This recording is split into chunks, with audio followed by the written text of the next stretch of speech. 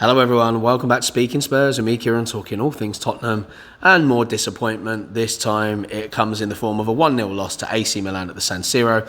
That's what we're talking about today.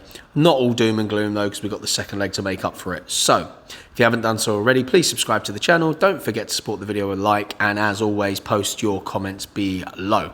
So let's jump into it straight off the bat. Essentially, defensive sloppiness allowed Brahim Diaz to score AC Milan's winner at the San Siro, but there were positives to take from our 1-0 defeat too. First is that we kept the tie open ahead of the second leg, and by that I mean we kept it to just one goal. Milan definitely had chances to score more in the game and failed to. And then the second thing is the performances of Pape Matar and Oliver Skipp in the midfield.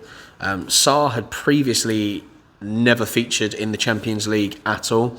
In fact, it was only the 20-year-old's sixth appearance for Spurs in any competition, but together with Skipp, a full Champions League debutant for him as well at 22 years old, he didn't look out of place.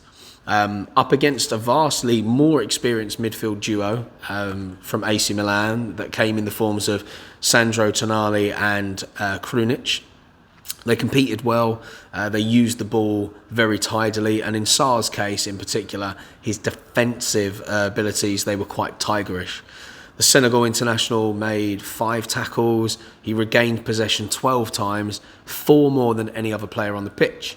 However, the disappointing side, Eric Dyer's yellow card now sees him miss the second leg through suspension. So we're without Højbjerg in this one, we're without Dyer for the second one. With the injuries, things really seem to be against us at the moment. Dyer also failed to connect properly with a header of his own from a corner as Spurs attempted to punish Milan for some of their missed opportunities. So we return to Premier League action with a home game against West Ham. That'll be live on Sky Sports Premier League on Sunday from 3:30. Kickoff is 4:30. We then have the return fixture against AC Milan. That's not until the 8th of March at the Tottenham Hotspur Stadium. That is an 8 p.m. kickoff, just like this one was. So let's talk about the players in general. Move on to some of the ratings as such. So Fraser Forster obviously was the man in goal with Hugo Lloris still out injured. He comes away with a 7. He made 2 saves in the move that led to Diaz's early headed goal. The second was a wonderful reaction stop, but nobody was covering the Milan attacker. But he didn't have too much else to do with the hosts, sending 2 late chances wide. Christian Romero comes away with a 4.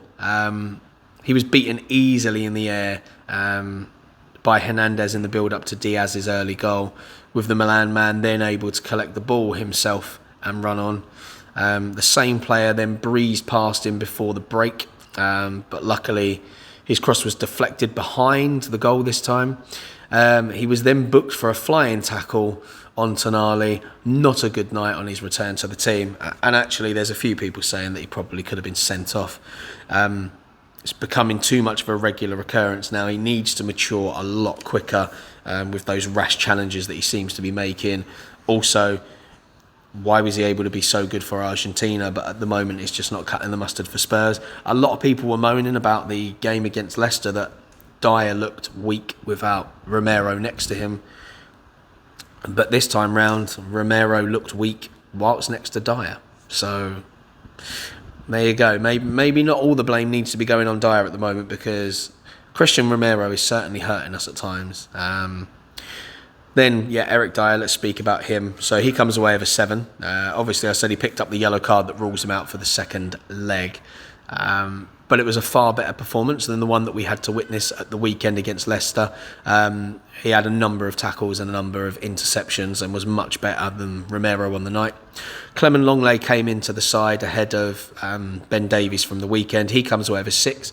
A solid enough performance at the back 4, but he failed to make good use of the ball when he got into good positions and at the other end of the pitch. And I think that's been a bit of a feature of Longley so far. I would say Davies has been much more productive with the ball at his feet. Moving on to Emerson Royale.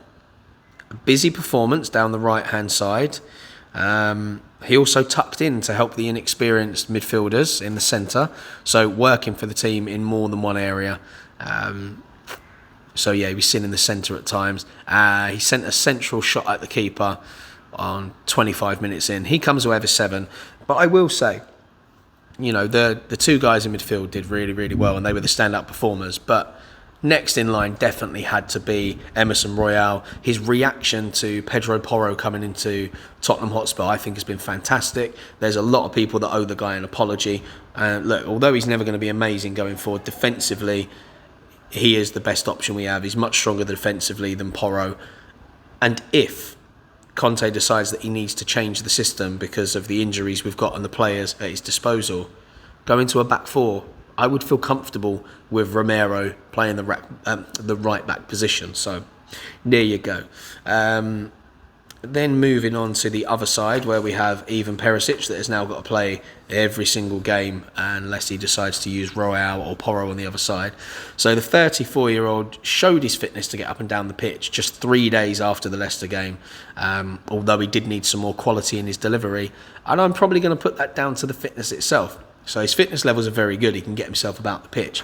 Problem is, when you're blowing a little bit and having to work hard, the things that go out of your repertoire is going to be technique and precision. So his ball work is not going to be as good, despite the fact that he can still run about. Moving into the centre of midfield with the 2 star men of the evening. We'll start with the older of the two, Oliver Skipp. He was a real workhorse in the centre of the pitch. He read the game well. Made a number of interceptions. He looked much more like his old self, even though he's young, if you get what I mean. He was looking more like the Skipp that we saw before his injury. Then Pape Matar, Champions League debut. He looked so comfortable in that position. It was just a shame we conceded the early goal in the game. He was composed against his slightly older teammate. Also, could have been a 9 out of 10 on the day. Oh, sorry. So Oliver Skipp, gets an 8. Pape Matar gets an 8 as well. It could have been a 9. He's very close to it, and he was definitely our man of the match on the day. Really happy with that. And Conte will speak about some of the things that he said, but it was quite nice.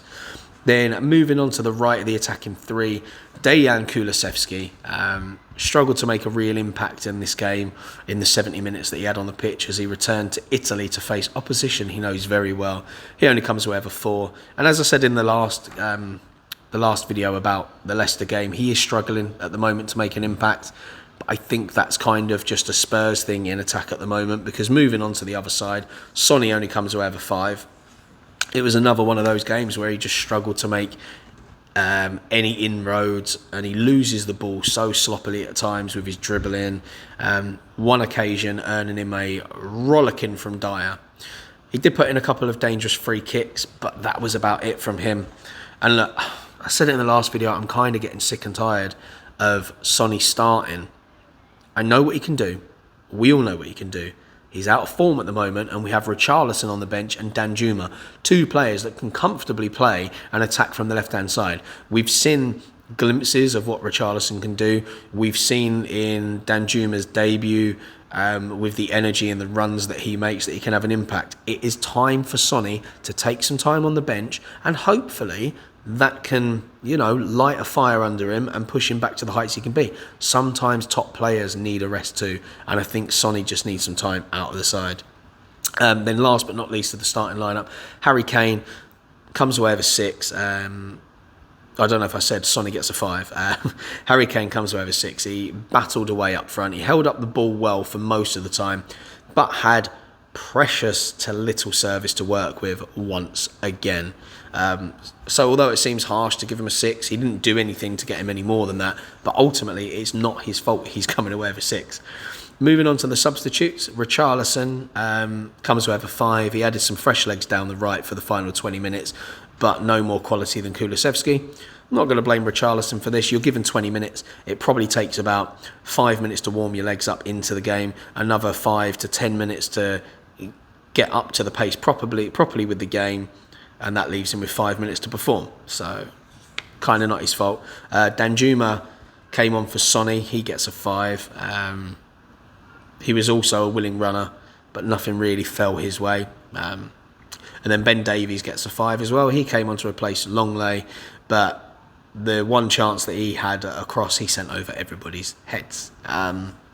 Look, so that's it in a nutshell. Like, we played okay. We didn't play out of our skins. I fully expect us to do better in the return fixture.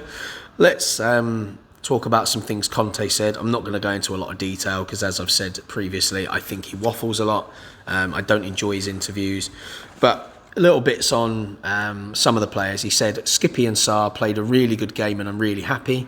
This type of performance makes me feel more relaxed for the future because we have to consider that we could finish the season with only 3 midfielders. He then went on to speak a little bit about you have to be careful when attacking against Milan because they're very dangerous on the counter with some of the quicker players, and they've got Olivier Giroud as their focal point who holds the ball up well. But he did say he thinks that in the return fixture, our fans will create an important atmosphere to push and overcome Milan. He was asked about Bazouma's injury as well, just to clarify if they know how long he could be out for. And he basically said because of the type of injury it is, there is no time frame, and he could be out for the rest of the season, but also he might not be. So there we are with that. And that's really all that I want to talk about from this game, because we know for the next game we will have the return of Højbjerg. Defensively, I don't know what's going to happen because Dyer is the guy in the middle. We sent Rodon out on loan, which has actually left us with... We don't really have a proper central defender of a back 3. So it could be Longley comes into the middle with Ben Davies going out to the left of the 3. Or we will see Sanchez come into the middle or Tanganga. I would rather, if we're going for a middleman, we go for Sanchez. I feel like he's much better at organising the line. He seems to work well when he has more responsibility, and the middleman definitely has that.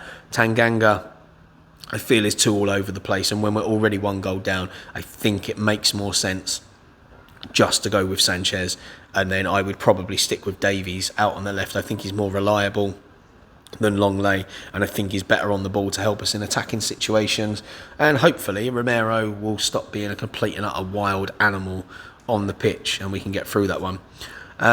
So yeah, not too much to worry about. I think we can do it. I'm positive in that sense that we can probably overturn this and go through to the next round. How much further we can go after that, I don't know. That's going to depend on people coming back from injury, how much game time he's willing to give to Sarr and Højbjerg. I mean, I'd half be tempted at this stage to put Højbjerg as a holding midfielder and have Sarr and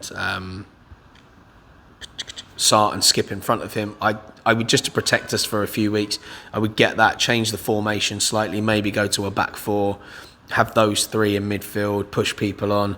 I don't know, what are your thoughts on that? I think we're in a bit of a weird situation where we might have to make some tweaks. But look, that is it for now. I have another video, so you will see me wearing the same clothes. It's going to be recorded straight after this, and I'm going to be talking about the possible takeover bid that's coming in for Spurs. All right, so make sure you have a look at that one. But I have been Kieran from Speaking Spurs. I hope you enjoyed it. Don't forget to subscribe, like, and comment. Until next time, come on you Spurs.